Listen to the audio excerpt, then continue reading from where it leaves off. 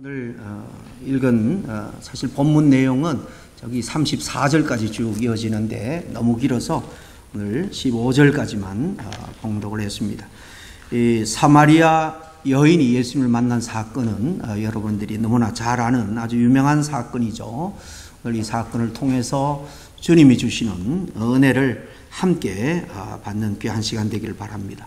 사실 우리가 살아가면서 많은 만남을 갖게 됩니다. 인생은 만남의 연속이다. 그렇게 정의할 수 있을 것 같아요. 누구를 만나느냐에 따라서 인생은 판이하게 달라집니다. 그러므로 누구나 참 좋은 사람을 만나기를 다 기대하고 사회생활을 할 줄로 압니다. 뜻대로 할 수 없는 것이 사실 자식이 부모를 만나는 건데요. 태어나서 보니까 참 내가 참 좋은 부모를 만났구나. 그렇게 생각하는 자녀가 있는가 하면 참 자녀들이 부모에 대해서 이 삐뚤어진 생각을 가지고 정말 삐뚤어진 인생을 살아가는 안타까운 삶도 많이 있습니다. 좋은 부모를 만나는 것 축복이죠. 학생은 좋은 선생님을 만나야 되고 또 결혼 정년기에 있는 청년들은 배우자, 인품이 훌륭한 그런 좋은 배우자를 만나기를 다 소망할 겁니다. 그러므로 인생의 최대의 복은 만남의 복이 아닌가 그런 생각을 해봅니다. 그러나 인생의 많은 만남은 복이 되지만은 때로 참 큰 서로 가시처럼 상처를 주고받기도 합니다. 우리 중에도 살아오면서 만남에 큰 상처를 갖고 계신 분들이 많을 줄로 압니다. 청순한 처녀 시절에 아름다운 꿈을 갖고 연애를 합니다. 그러나 상대로부터 정말 씻을 수 없는 상처를 받아서 평생 이 결혼에 대해서 아주 부정적으로 생각을 하며 혼자 사는 그런 청년들도 사실 적지 않아 있습니다. 제가 앞에 교회 목회할 때에 아주 훌륭한 가문입니다. 정말 아버지가 차관까지 했을 정도니까요. 아주 교수도 하고 차관도 하고 또 한 정당의 유력한 정당의 대표까지 한 지금 한 90세가 됐습니다만은 그런 또 부인 권사님은 신앙도 참 그렇게 좋을 수가 없어요. 그런데 그 집에 두 딸은 다 훌륭하게 잘 컸는데 이 하나밖에 없는 아들이 물론 좋은 대학에 나오고 미국에서도 좋은 직장에는 다녀요. 그런데 40이 넘었는데 결혼을 안 하는 거예요. 저는 짝을 못 만났나 해서 어느 권사님에게 물어보니까 자기 부모들이 그 아들에게 참 큰 상처를 줬다는 겁니다. 군대 갔다 와서 한 처녀를 이제 결혼하겠다고 데리고 왔는데 처녀도 이쁘고 학벌도 괜찮은데 가문이 좀 많이 기울어지더라는 거예요. 그래서 아버지가 그 당시에 좀 유력한 그런 사회생활을 했기 때문에 그렇게 반대를 했다는 겁니다. 그래서 그 아들이 너무나도 상처를 받고 삐뚤어져서 아주 결혼을 안 하는 것으로 그렇게 부모에게 은근히 복수를 하고 있다고 그 부모가 저한테 그런 얘기를 했습니다. 참 마음이 아프더라고요. 이렇게 가까운 사람일수록 우리가 상처를 주고받는 일이 얼마나 많은지 모릅니다. 사람과의 만남을 통해서 받게 되는 이 상처는요, 웬만해서 잘 치유가 안 됩니다.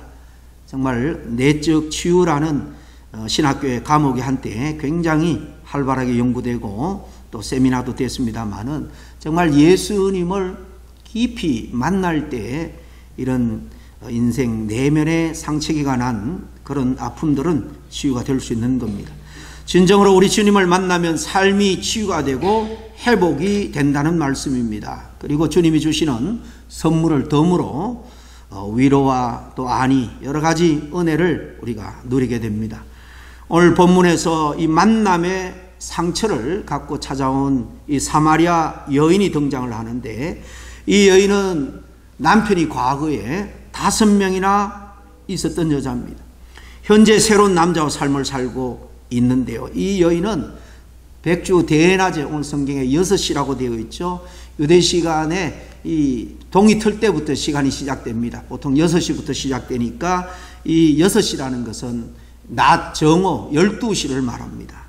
이스라엘 땅 낮 정오는 굉장히 뜨거운 시간입니다. 웬만해서 그 시간에는 항아리를 들고 우물을 길러러 오지 않습니다.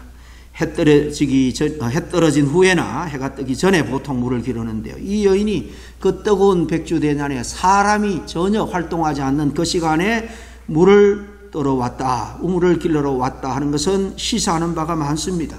그 동네 사람들로부터 많은 비난과 손가락질을 받았다는 거예요. 그래서 이 여인은 사람들을 만나는 것을 극히 피하고 두려워했습니다. 죄책감과 사람들에게서 받은 상처로 인해서 아마도 이 여인은 하루하루 참으로 힘든 그런 삶을 살고 있었을 겁니다. 그런데 어느 날 이 여인이 대낮에 우물가에 물을 길러러 왔는데 한 남자를 거기서 만나게 됩니다. 바로 예수님입니다. 우리가 잘 아는 대로 이 사마리아 사람들은 유대인들이 사실 상종을 하지 않습니다. 유대 한 건장한 남자가 말을 건넵니다. 이 여인을 만나 준 거죠. 그리고 주님께서 이 여인을 만남으로 해서 그의 인생을 완전히 새롭게 회복시켜 주십니다.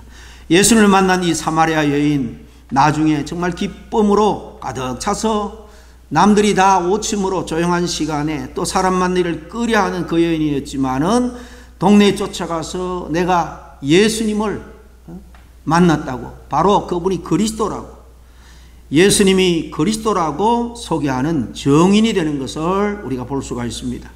오늘 예수님께서 상처받은 이 여인을 만나 주시면서 몇 가지 중요한 은혜를 그에게 베풀어 줍니다. 우리도 이 은혜를 이 사순절 기간에 함께 좀 더 깊이 뜨겁게 경험했으면 좋겠습니다. 예수님을 만날 때 우리도 이 주님의 은혜를 경험할 수가 있는 것입니다. 이 시간 주님께서 주시는 은혜를 오늘도 또 계속되는 사순절 기간에 더 깊이 경험할 수 있는 저와 여러분이 다 될 수 있기를 간절히 축복합니다. 사마리아 여인이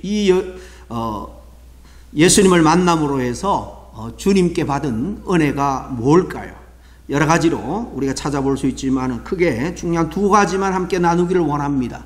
첫 번째, 이 여인은 예수님을 만날 때에 그 영혼의 깊은 갈증을 해결받게 되었다는 사실입니다. 예수님은 사마리아 이 수가 동네 우물가에서 이 사마리아 여인을 만났을 때 먼저 이렇게 말합니다. 물을 좀 달라라는 요청이죠. 예수님이 이 여인에게 물을 달라고 한 것은 그저 갈증을 해소하기 위해서 우물에서 물을 길러 달라, 그런 뜻만은 아닙니다. 바로 주님께서 이렇게 도전한 것은 그가 세상 사람들의 손가락질로 참 공고한 삶을 살아가고 있음을 알았기에, 죄 많은 여인이었기에 그에게 관심을 보이면서 그 여인의 심령의 갈급함을 해소해주고 채워주기 원했던 겁니다. 오늘 본문의 사마리아 여인은 육체의 갈급함을 쫓아서 인생을 살아왔다고 그렇게 정의할 수 있습니다. 이 여인은 야곱의 이 우물을 최고의 그런 물로 생각을 했습니다. 말 그대로 1000년도 더 된, 그 당시로부터 1000년도 더 된 야곱이 판 우물입니다. 이렇게 오랫동안 동네 사람들이 물을 길렀다라는 것은 정말 깊은 곳에서 샘물이 그렇게 마르지 않고 솟아나는 그야말로 생수의 우물입니다. 그렇기 때문에 이 여인은 이 우물이 있는 것으로 충분하다라고 생각하면서 지금까지 살아왔을 것입니다. 그래서 매일매일 이 우물에서 사람이 보지 않는 시간에 우물을 길러러 온 겁니다. 근데 이 우물은 마시면 그 다음날 또 필요합니다. 또 갈증이 생깁니다. 오늘 우리는 모두 다시 목마를 수밖에 없는 것을 생수라고 생각하고 살고 있다는 사실입니다.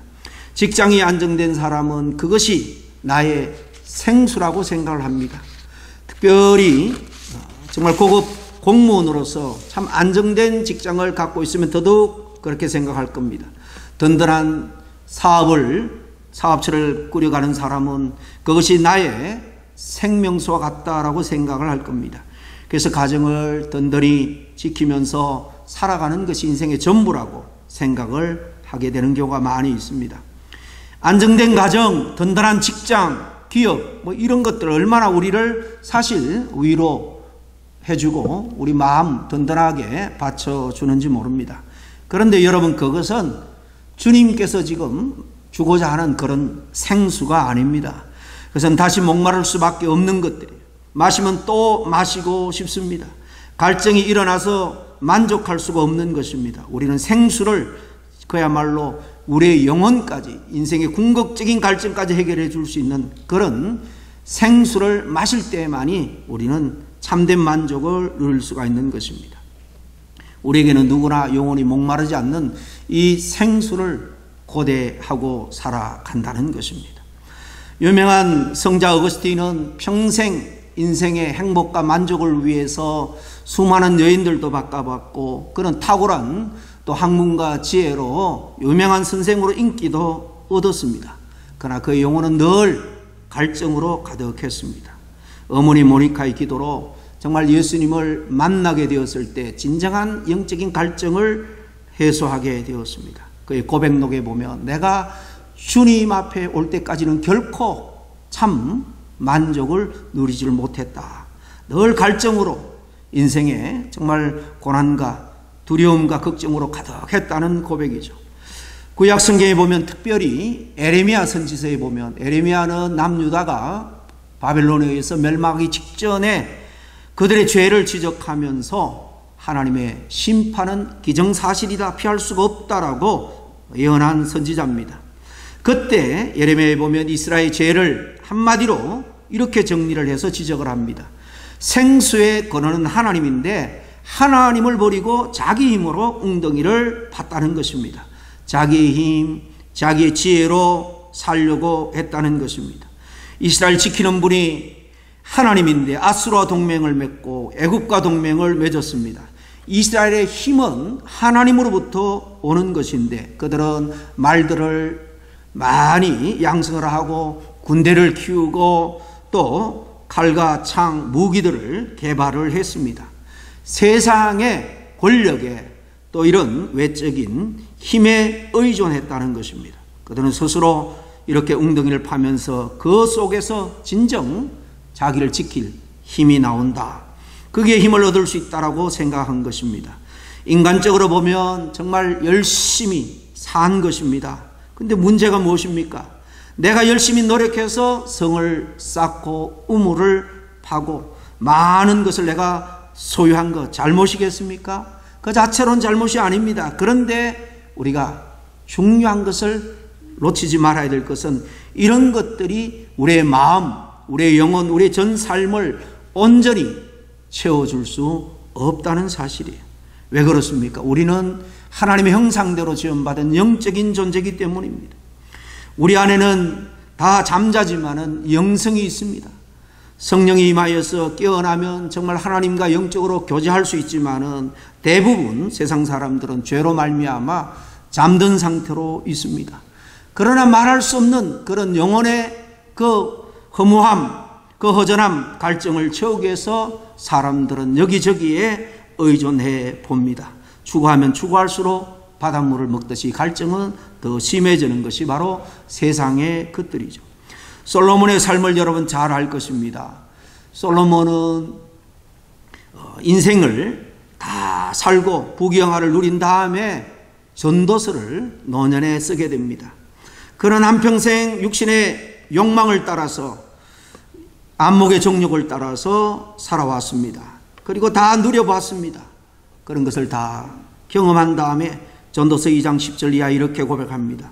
무엇이든지 내 눈이 원하는 것을 내가 금하지 아니하며 무엇이든지 내 마음이 즐거워하는 것을 내가 막지 아니하였으니 이는 나의 모든 수고를 내 마음이 기뻐하였습니다.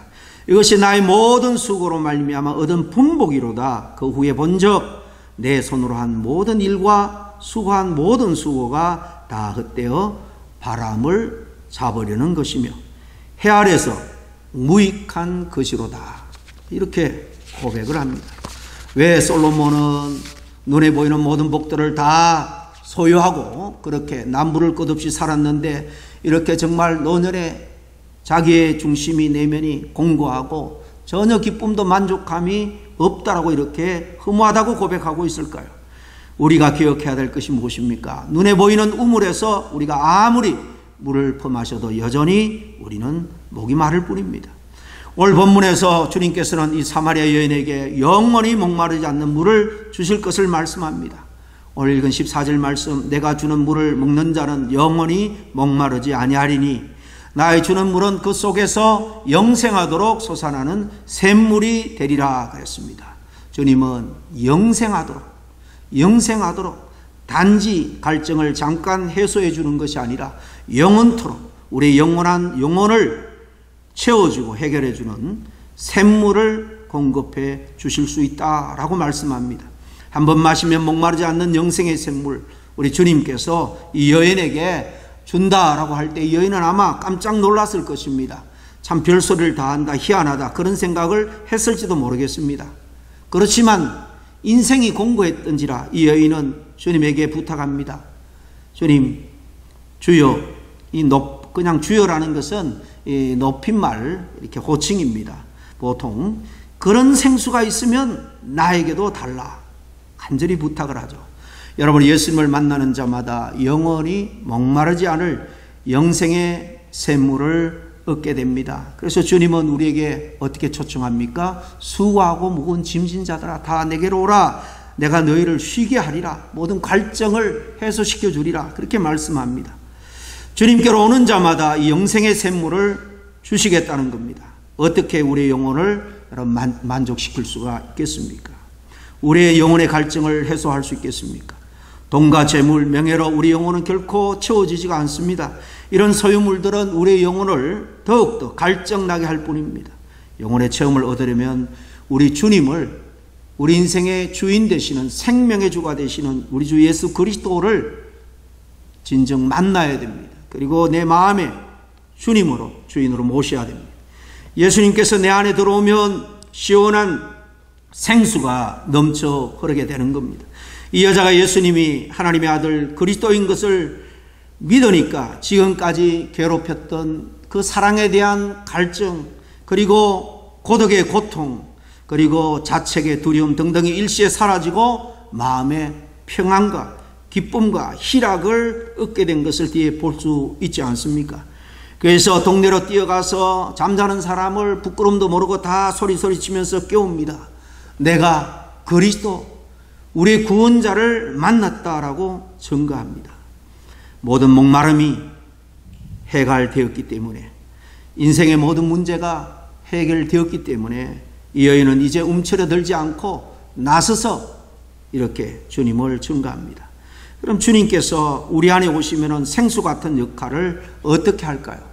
주님을 진정 구세주로 맞이하면 요한한 우리 인생에 대한 미래의 불안한 두려움, 죽음 위의 근심 걱정이 다 사라집니다. 참된 믿음의 소유자, 주님이 내 안에 주인으로 정말 주님과 동행하며 살아가는 사람은 정말 이 세상 너머에 있는 영원한 세상까지 걱정 없이 살아갈 수 있습니다. 그리고 또 이 땅에 살아가는 동안 영으로 우리와 교제하기를 원하신 주님과 밀접한 사랑의 교제를 기도와 말씀 가운데 우리는 나눌 수 있습니다. 마음의 고통, 근심, 걱정, 우리의 모든 문제를 주님과 깊이 영적으로 대화하면서 해결받을 수 있는 것입니다. 그래서 우리에게 무엇이든지 필요한 것을 주님은 해결해 주기를 원합니다. 그런 의미로 내 마음에서 생수가 솟아난다, 그렇게 말할 수 있는 겁니다. 주님과 매일매일 정말 아침마다 말씀과 기도로 교제할 수 있기를 바랍니다. 새로운 환희의 날이 열리게 될 겁니다. 내가 처한 모든 환경에서 주님은 나와 함께 하시마 약속하셨습니다. 내 영혼을 날마다 붙들어 주심으로 말미암아 세상 가운데 죄로부터 사단의 여러 도전으로부터 승리할 수 있는 우리 모두가 되었으면 좋겠습니다. 진정 이런 주님을 여러분은 만났습니까? 만났던 그 주님을 세상 근심 걱정 또 세상 욕심에 놓치고 살아가고 있는 것은 아닙니까? 두 번째로 이 여인은 예수님을 만났을 때에 죄에서 자유함을 얻게 되었다는 것입니다. 16절 말씀에 주님은 여인에게 내 남편을 데려오라, 그렇게 요구합니다.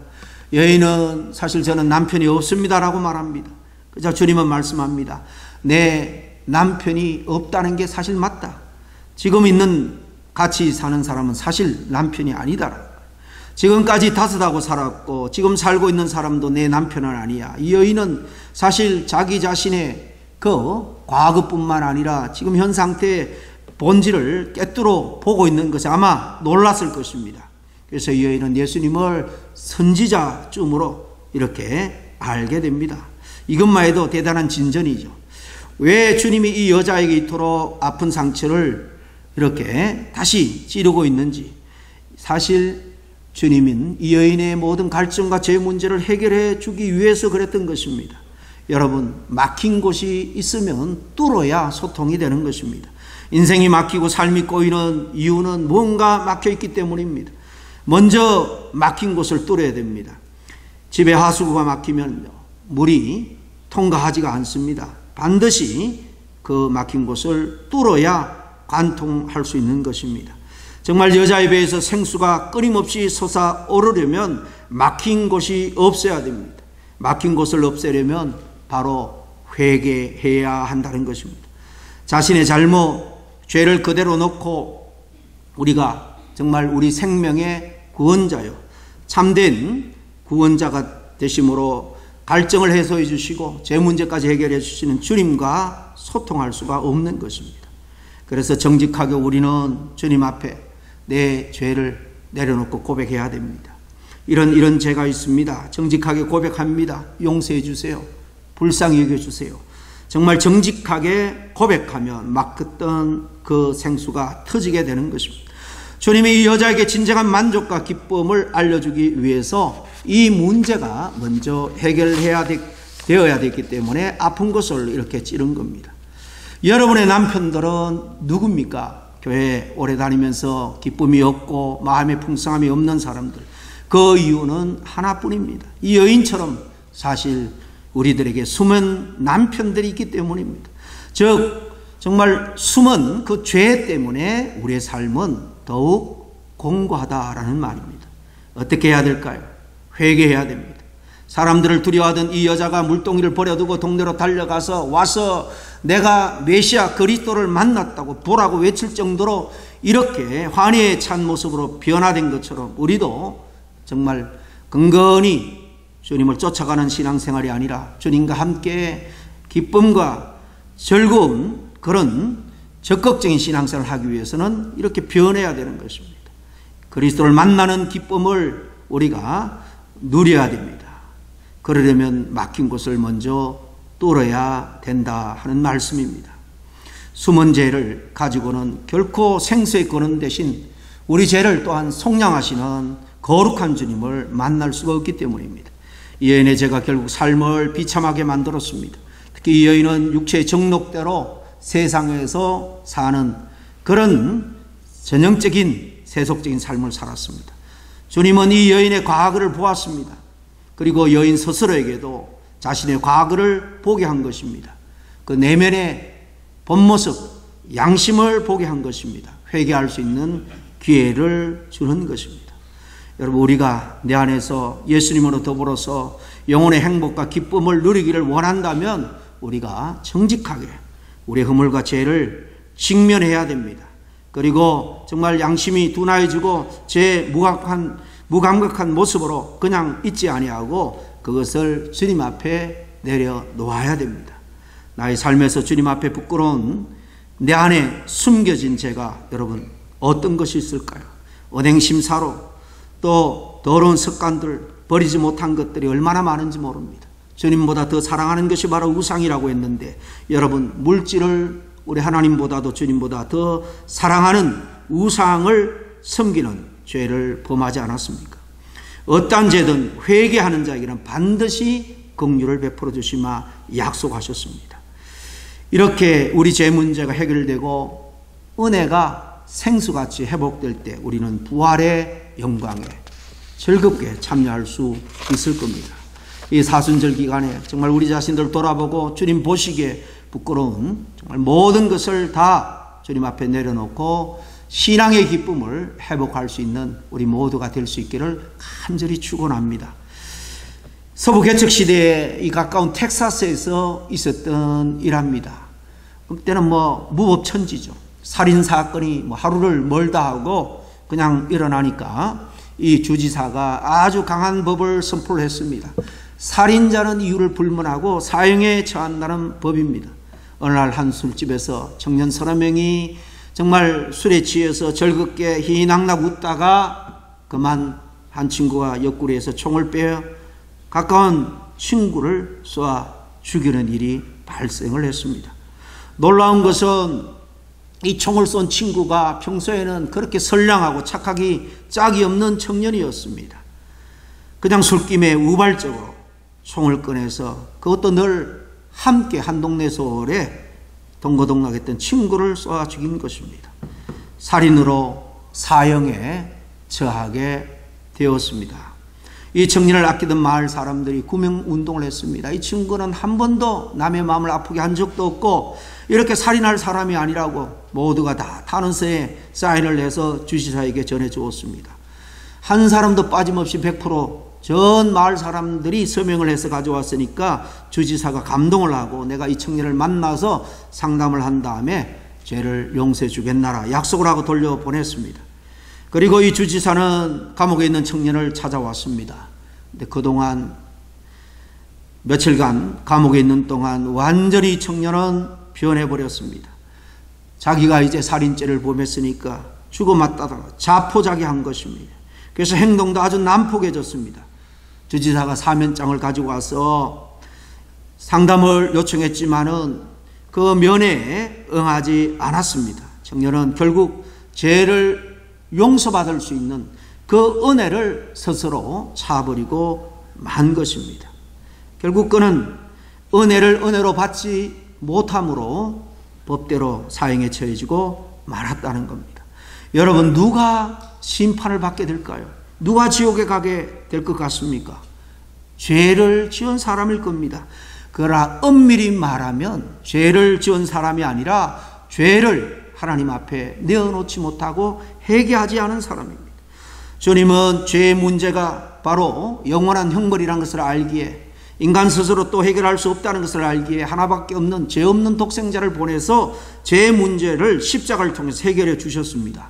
이 은혜를 하나님이 베풀어 주신 은혜를 받지 않는 사람, 은혜를 은혜로 받지 않는 사람이 사실 마지막 심판대 앞에 설 수밖에 없는 것입니다.